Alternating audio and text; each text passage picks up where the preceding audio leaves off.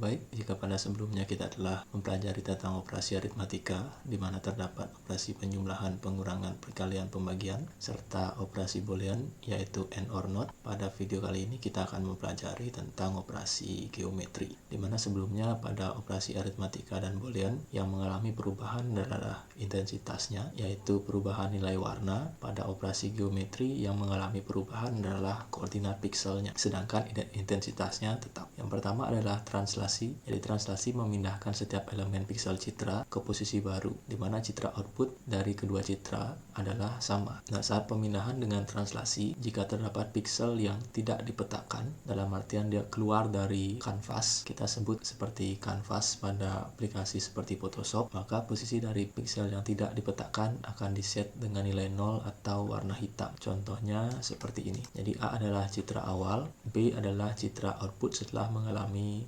operasi translasi. Di sini dapat dilihat jika operasi translasi menggeser atau memindahkan citra yang semula memenuhi kanvas menjadi bergeser ke kanan dan sedikit ke bawah. Piksel yang tidak memiliki citra akan diset nilainya menjadi 0 atau berwarna hitam. Memindahkan nilai piksel selain dengan translasi juga ada yang disebut dengan rotasi. Jadi rotasi adalah memindahkan nilai piksel melalui nilai variabel rotasi terhadap sudut 0 derajat. Masih sama seperti translasi.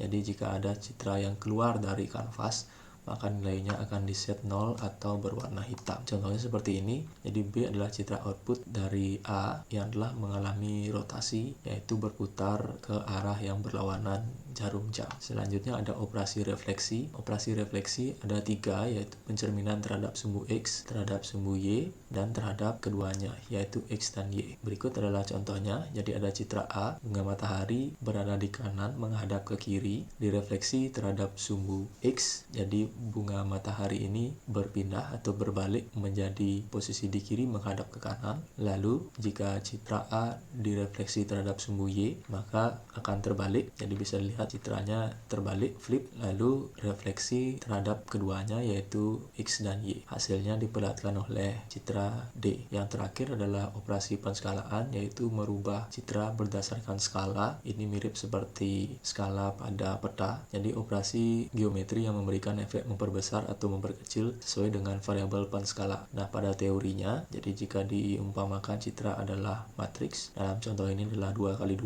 operasi penskalaan dapat dibagi menjadi 2, yaitu dengan teknik replikasi dan dengan teknik interpolasi. Di mana pada teknik replikasi, nilai intensitas citra masih sama, yaitu 2 dan 5, sedangkan pada teknik interpolasi diberikan nilai baru yang merupakan nilai di antara rentang dari nilai citra sebelumnya. Sebagai contoh, di antara 2 dan 5 ada 3 dan 4, sehingga saat citra dilakukan operasi penskalaan dengan teknik interpolasi, ada nilai 3 dan 4 sebagai nilai baru yang ditambahkan. Untuk selanjutnya, kita akan mempraktekkan bagaimana melakukan operasi geometri pada MATLAB.